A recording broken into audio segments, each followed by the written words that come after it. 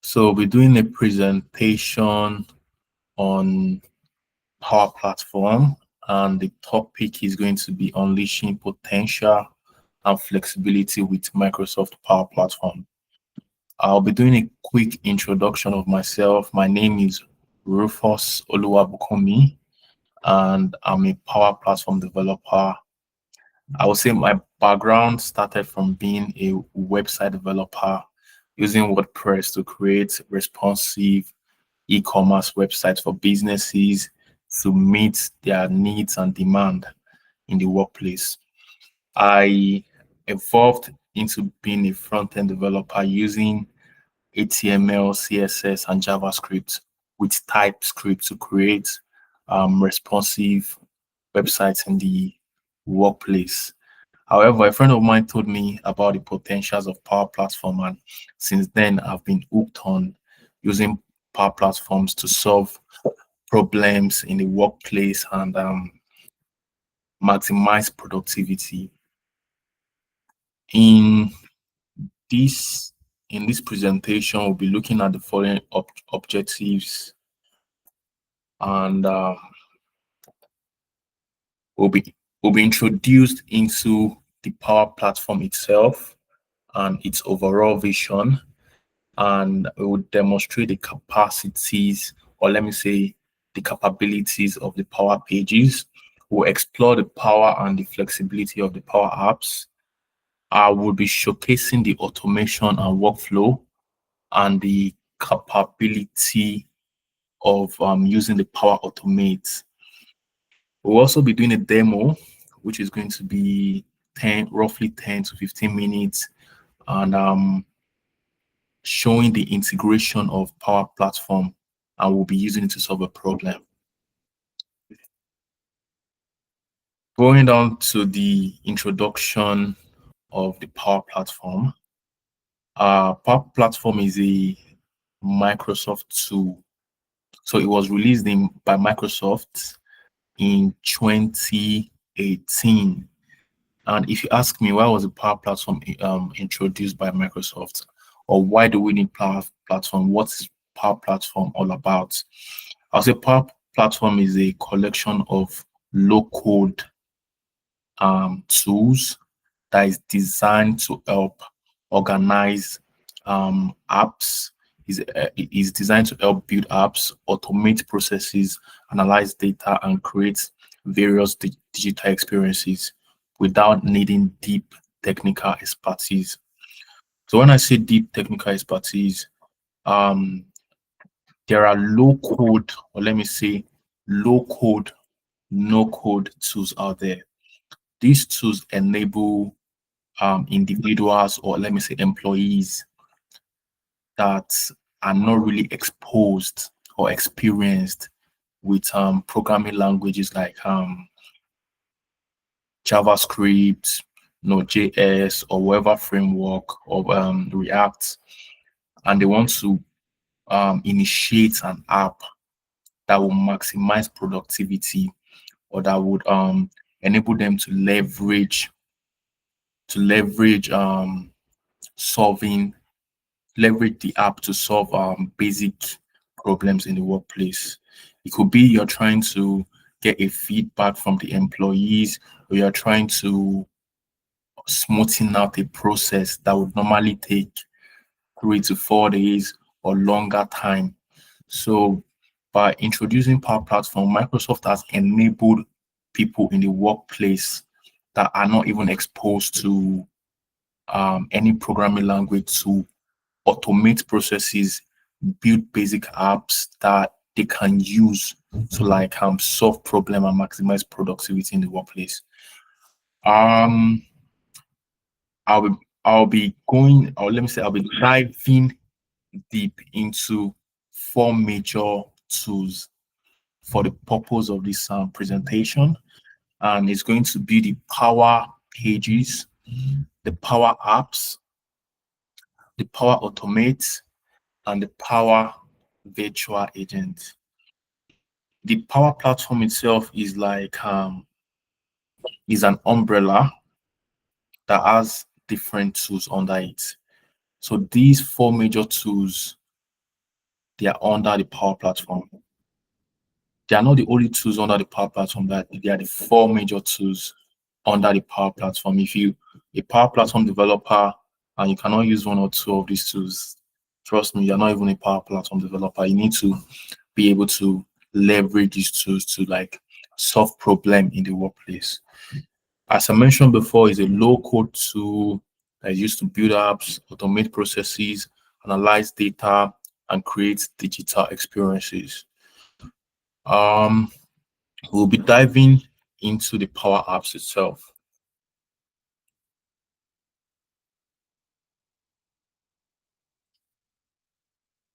So the Power App itself is, I would say, I would think of it as the core or the heart of our system, the Power Platform. This is because it connects the customers to the portal and it allows the employees as well interact with the system. Let me break that down because I don't want to you confuse you guys.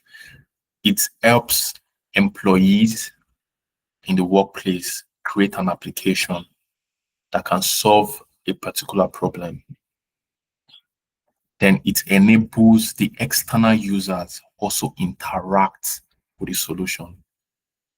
The Power App solves the problem and it also allows external users interact with the solution. So I would say it is a bridge between the Power Pages and also the Power Automate is in the middle. It basically ensures that processes run automatically or smoothly in the background. We'll be going into the Power Pages, but the reason why I'm talking about the Power Apps first is because it's at the center of everything. Everything we are doing is basically starts from the Power Apps. This is where we have our tables. This is where we create our forms. This is where we create our views. We create apps. We create our automation.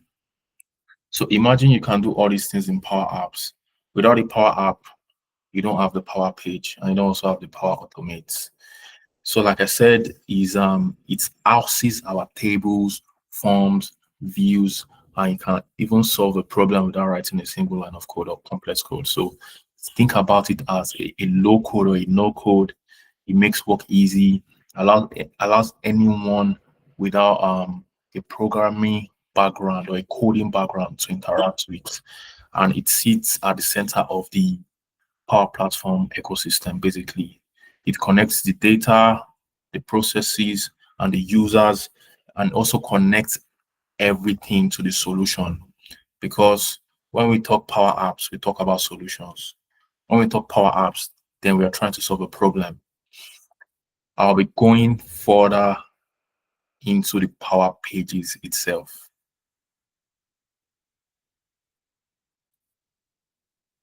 So speaking about the Power Pages, in the previous slide, I made mention of Power Pages about 3 times. This is because we cannot talk about Power Platform without talking about Power Pages.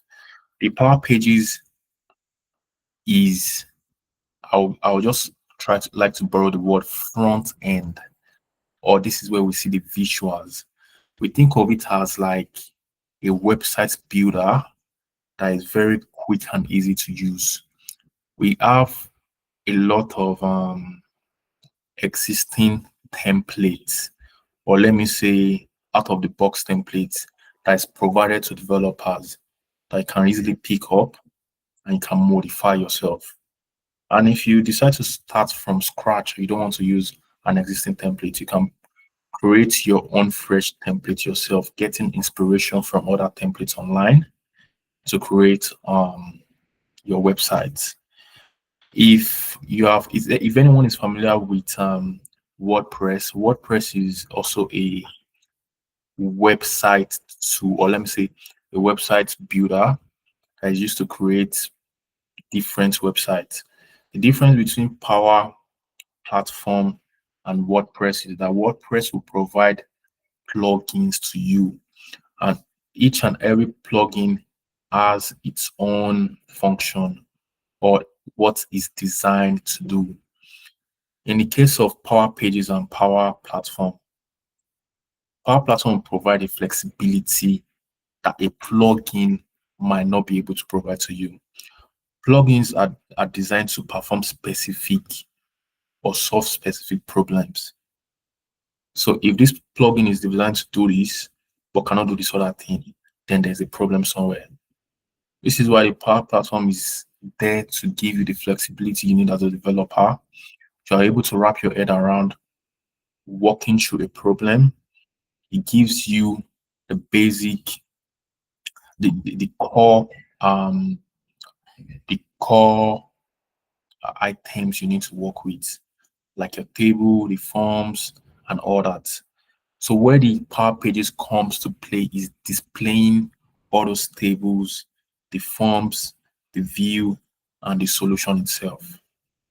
As a designer, you also need to be able to, you cannot rely on um the template provided by Power Pages alone. And this is because the templates provided are basic. To stand out from other people, you need to know a little bit of code, HTML or CSS. I'm not saying using those templates are wrong, but basically, if you're able to go above and beyond and you make your website look outstanding from other people, you have an edge over other people or over other employees. And in Power Pages, we have so many features. We have the permission and security. When we talk permission and security, you can have a web page, and you don't want certain users to have access to. For example, I have a page that allows me to fill a form or send a form to HR and say I need to take my annual leave. I can put a permission on the page and say if I'm not logged in as a user, I cannot see the page or the page cannot appear in my tab or my dashboard. So this is where the permission comes in. If I don't log in or I'm not an authenticated user, I have no business with writing a mail or filling a form to HR, because if HR doesn't know where the request is coming from, then the form is pointless, if you get what I mean. So security is also used in a certain way for authenticated users. Like if you're not authenticated, you cannot do this, you cannot do that. So it's to provide some kind of control over your website or your web pages. The data integration, we talk about the tables. You can add a list, insert your table or your form or your views where your users can view information. I'll be showing all this in the demo.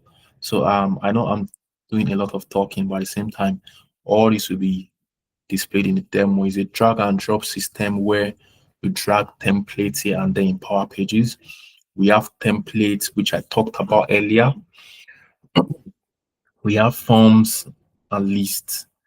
So those forms are the views, are the things we need to fill in when we want to make a request. For example, we want to make a request to HR to request for annual leave. And we have the custom code option. The custom code is what I talked about. As a designer, you need to stand out.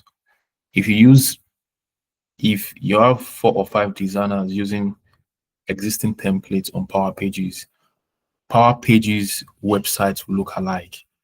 So you can stand out by using your customized code, or you can import external templates into Power Pages. Make it stand out, make it look responsive, make it look modern compared to the existing templates Microsoft would provide for you. So in our Power Pages, we also manage content. Like if you want to host an event, We have a list of content on there. We can change our text. So I'll be showing all this in the demo as well. We'll be going down to the Power Automate now.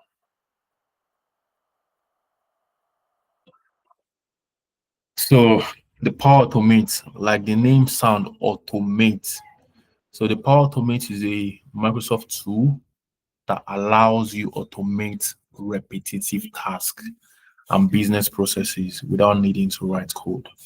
Same thing in Power Automate, we use visual scripting or visual representation of the code. Instead of writing code, we use visual representation. For example,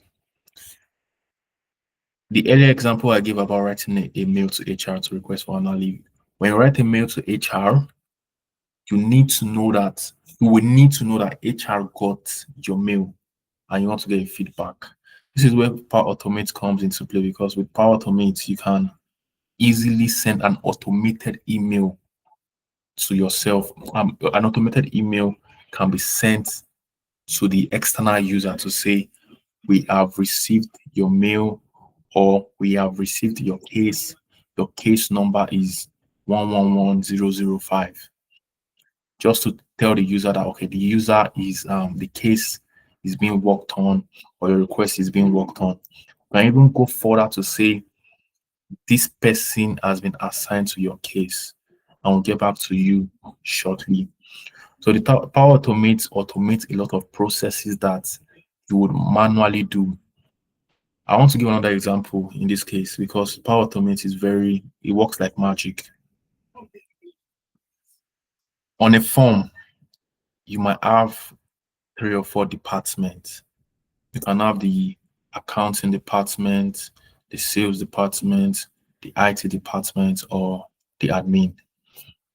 On the same form, if you write a request to the IT department to say you need a system upgrade, or maybe you have an hardware problem with your system or your unit, Power Automate would go further to assign that ticket to the right team. And when it's assigned to the right team, it can be assigned to an individual. So you can use it to automate a lot of processes, and it goes far beyond what I'm even explaining. I'm just talking about the tip. It's just the tip of the iceberg, I'm saying. So I would like to go further to explain the power agents. And this is the last tool I'll be talking on before we go into our demo. So the power agents, is also known as co-pilots. This is because the power agent works like AI. If you know a little bit about co-pilot is more like the chat GPT of Microsoft. So with the power virtual agents, the same way we use agents on ChatGPT,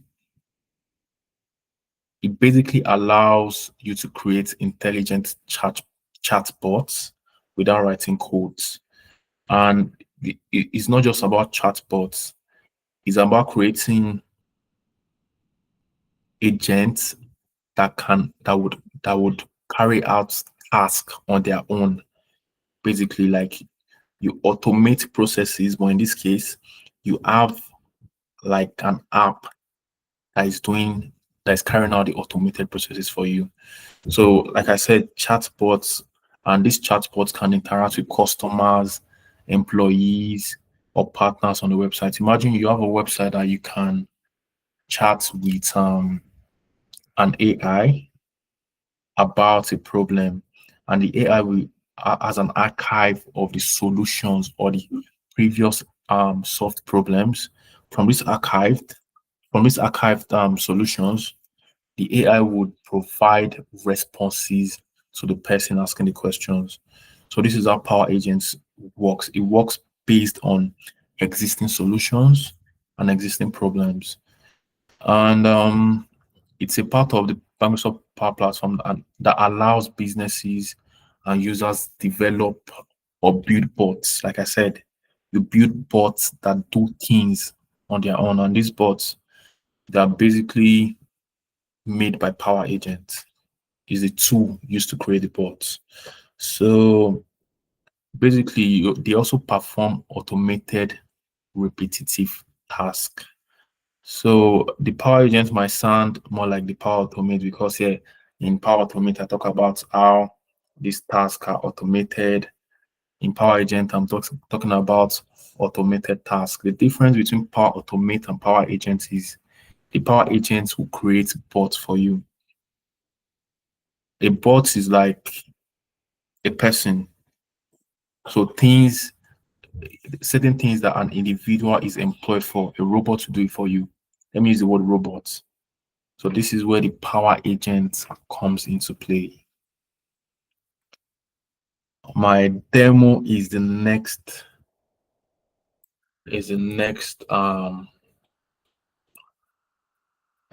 thing on the agenda.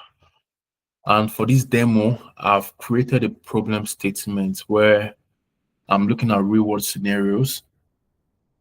In a real world, if we have this problem, how can we use the Power Platform tools to solve the problem? Because what was the point of having tools and you cannot apply them in the real world? So this is why I've created a demo for us to practice using the tool on. So it says an organization requires a robust customer service solution that can efficiently manage customer cases, notes, messages, and users. The goal is to enable seamless handling of customer interaction from case creation to resolution with automation of notifications and clear differentiation of user roles. The system is designed to let both customers and staff efficiently create, comment on, and manage customer services. So you can see it's sounding similar to a CRM, like customer relationship management tool or problem. I don't want to use the word tool yet because we are still on the problem statement. So it must store and link customer contacts details to cases, keep comprehensive case record, including status and reasoning, allow notes and messages to be attached to the case, and support user management for all staff roles. So you can see it's basically talking about we have a problem in an organization whereby they are trying to allow their customers to create cases, like you create a ticket, and in the ticket you are able to write messages to follow up. If you have a ticket, you can write a message on the ticket to follow up on the update. Okay, I have a ticket submitted on this date, and I would like to follow up on the issue, please. And you can also add notes to the ticket as well, more like writing a message. So the first thing we will do is create a process flow. What is a process flow? A process flow is the visual representation of how we intend to solve the problem. When a problem comes my way, the first thing I'll do is I'll go to my ALM tool. My ALM tool is used to draw all these boxes and circles, and I will create a solution in my head. From creating a solution in my head, I'll use the tool to create a process flow to see how the problem is going to be solved. From creating a process flow, I'm able to debug whether the solution I'm providing would work or not. Imagine embarking on the project. I will go into my Power Platform and start creating the solutions without creating a process flow. I would have I will meet so many roadblocks because I don't have a plan. So I would say the process flow is just more like creating a plan on how you intend to solve the problem and visualizing whether the plan is viable or not. So based on the scenario I gave, it says the users must be able to create cases and add comments. So this is the user portal here. You're able to create a case, add comments, and an email is sent to the case owner. You can see now I'm in the automation side of the solution. So when they add a comment or they create a case, an email is sent to the case owner because the case will be automatically assigned to somebody on the team. When they also create the case is saved to the database, and from the database, you can get the case, you can get the contact. That means who sent the case to you, because every case has a contact, of course. You can also check the subject to know whether the case is for maybe the IT department or the accounting department or admin or whatever department. And then if it's for the sales or account department, it's going to assign the case to somebody on the sales team. I cannot imagine sending a request for annual leave and I'm getting a feedback from the accounts department when I sent a request to the HR department. So all these things work hand in hand, whether we like it or not, or whether we know it or not, because we need to streamline the process and make sure the communication channel is being utilized. And whoever the case belongs to will get whichever department the case belongs to. Yeah, so when it's assigned to the sales team, an email confirmation is sent back to the user to say somebody on the sales department is working actively on your case. Your case number is 510345. So, and from sending an email for confirmation, the case is assigned to a user, and then the user can add a comment to to send to say the case is being worked on, like I said earlier, so that the user would know that okay, the confirmation there's a confirmation that my case is being worked on, because I cannot imagine sending a case out and I'm not getting a feedback to say okay, the case is being worked on, or I would want to follow up. So instead of doing that, I can add a comment myself to say I'm actively working on your case and all. Then I will look into the case and resolve the case. When the case is resolved, I would also send an email to the user to say your case has been resolved. I've sent your request, or your annual leave has been approved. So we're going down to the ERD solution. So I said it's customer service solution because the problem sounds more like a customer service problem. And in this case, there's something called the ERD, and it's more like the schema table. In every database or every problem, we have tables, and the tables allow us to store data for different columns. For example, in this contact table, we have last name, first name, email, mobile address. For these contacts now, when the user is filling in information on the form, the information is stored in this table. For the case, when a case is created, you need a database for the information to be stored, basically, because I cannot imagine having a table that is not stored somewhere, because basically the database houses the tables, and we're able to fetch the data we need, maybe an information about the case number or an information about the subject or the description. So this is why we have the schema table. In every solution or every application we create, we always have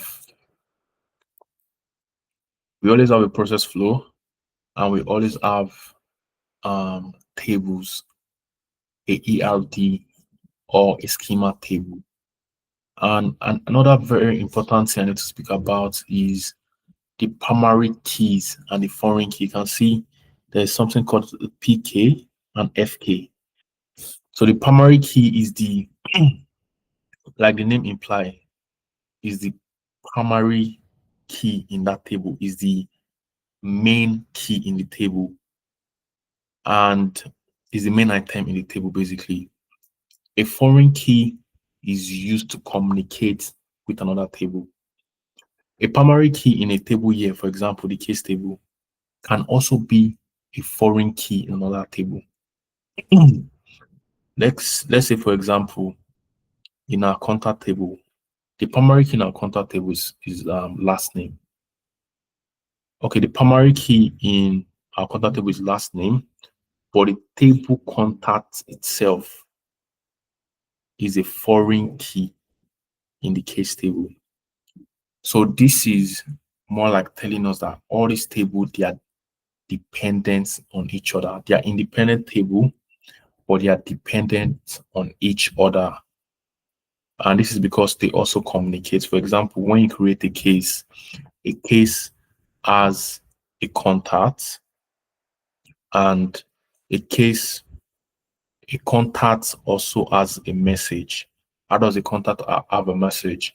When a user is trying to follow up on their case, the user is the contact, the user can follow up, and when the message is sent, it will appear to the internal user, that's the employee, that there's a new message about a particular case from this contact. So you can see that all this the solution itself is the items in the solution, they are interdependent on each other, they're dependent on each other, but at the same time they are independent tables. So I'll be diving into the solution just to showcase the demo and show us the solution I created for this problem for the purpose of this presentation. So bear with me, please.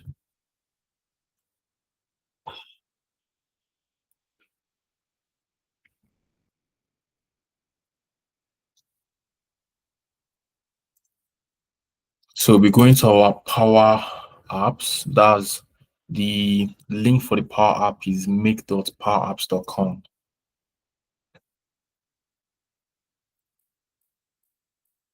So if you go into our Power Apps environment, the Power App environment is sometimes also referred to as Portal. This is the old name for the Power App environment, and this is what the Power Apps environments look like. I'll be showcasing the solution. I already created the solution. For the purpose of this presentation, creating a solution from scratch will take a very long time. So what I've done is I've packaged the solution already, and I'll be showing us what I did. So in our Power App environment, we have the tables. I've created the tables already. Can you remember the tables I was showing us here? Let me just move the screen. The tables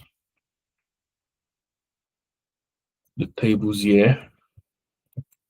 I showed us these tables for the purpose of solving the problem above. So what I've done is in our Power App environment,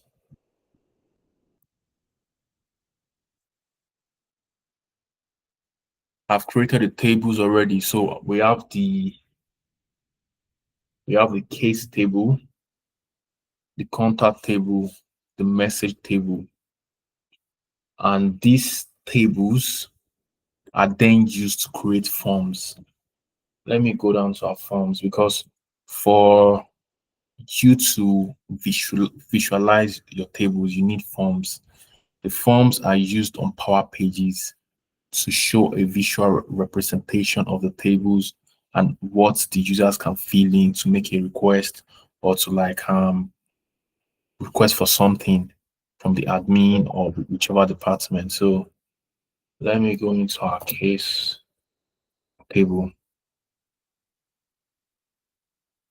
This is an example of what a table looks like. In the table, we have columns, we have relationships. I explained the relationships earlier on how the relationships work. A primary key here can be a foreign key there. Maybe is relationship can be relationship is something else entirely. It could be um one to one or one to many. That's another topic entirely. So relationships, let me just open this up quickly. So relationship between the case table and the contact table. In that scenario, we can have a case. We can have one case. A case is assigned to one contact. So if you look at that scenario, we have a case, we have one contact. That's one to one. We can also have a contact and message. So if you go down to the contact table, there are so many things to explain here. So if you go down to the contact table in our relationships too, in our columns, okay, yeah. Let me just go down to our messages, yeah. So in our messages, we can see that we have a relationship to contacts. So a contact can have one message, two messages, three messages. So that's one contact to many. So relationship explains the kind of interaction between tables. Whether you have one to one, there's many to many, there's one to many. So I'll be going down to show us our forms as well. For example, in the case table, we have a form for the case table, and this is because we need to visualize the form on Power Pages. So let me just click on this, and we can see that we have so many forms here. We have the main form. Let me click on this to show us.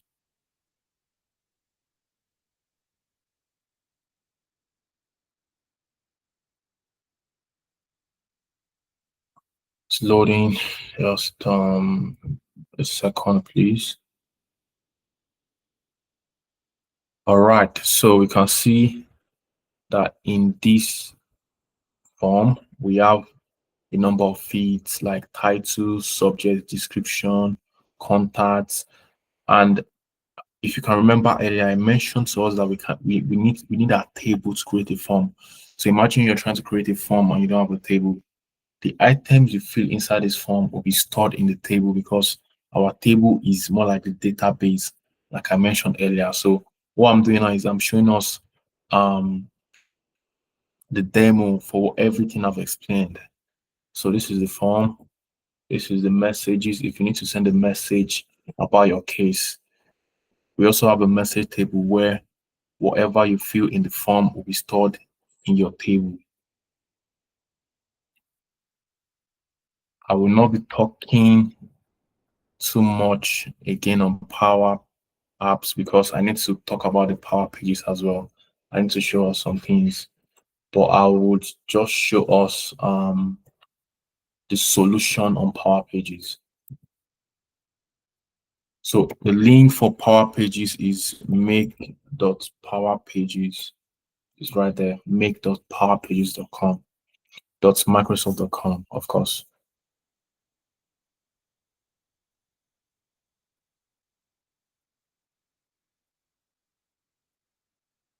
So you can see I already created a customer service portal. I already created a website. So it's loading up. Let me edit. Let me just show us a few things on Power Pages. I mentioned earlier, Power Pages is like a drag and drop template where you can create your website and all that. So it's very easy to use. So we have this template. You can add an image. It's more like you're using WordPress if you have used WordPress before. So we can add a logo here. It's that simple. You can edit the image. You can change, you can add shadow, you can do all this. But I'll be showing us the solution I've created for the purpose of this presentation. So let me dive into that quickly. I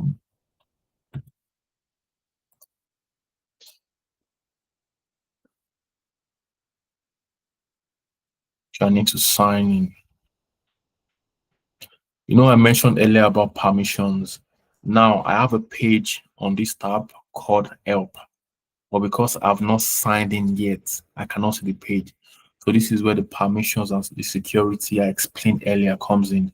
This is where it comes to play. If you're not signed in or you're not an authenticated user, you're not able to see some certain features. So this is where the restriction comes in. So let me sign in so that I'll be able to see my page. So now that I've signed in under this name, the help page came up. So on my help page, I've created a list of cases, and all these cases were for testing purposes. So if I want to create a new case, I can put a title, request for annual leave. Let's say requests. And okay, or let me say okay, request for account statements. For account statements, the subject is accounts because I want the mail directed to the accounts department. I would like to receive a copy of my account statement. So you can see my name is here as a contact. So if I submit this, I have a new case. You see subject is accounts and the title is request for account statement. So if I go back to my solution in Power Apps, I should have a new case saying request for account statement. So let me just go to make dot Power Apps. If I come under my apps, I've created this solution for the purpose of this demo. And if I click on pay, if I click on play, I should have a new case. All right. So if you come here, we have the solution. We have the case here. So what the Power App has done is it has created a new case number, and a title. I can open up the case, and you can see that it says here. This is where Power Automate comes in. It says here, an email was sent to the contact confirming receipt of account query.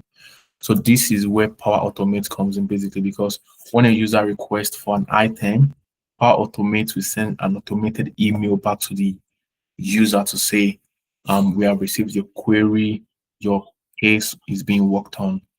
So I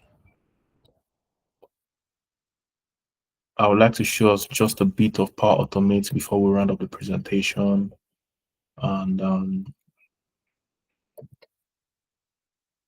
so in Power Automate, in our Power Apps, we have an item, or we have a function called flows. So these flows are used to create our automated processes, and I'll show us an example, then we would round up. Let me go into the solution. So this is the solution, and we have flows. So this is the flow that assigns the case and sends confirmation.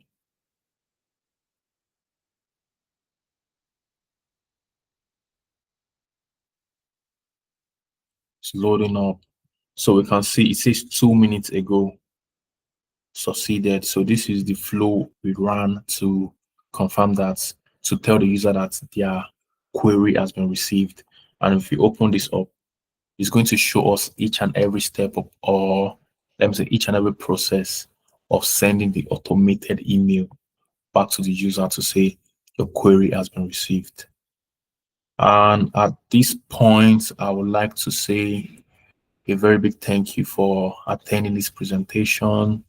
And I hope you've learned one or two things about the Power Platform and its potentials and its tools like the Power Apps, the Power Automate, and the Power Pages.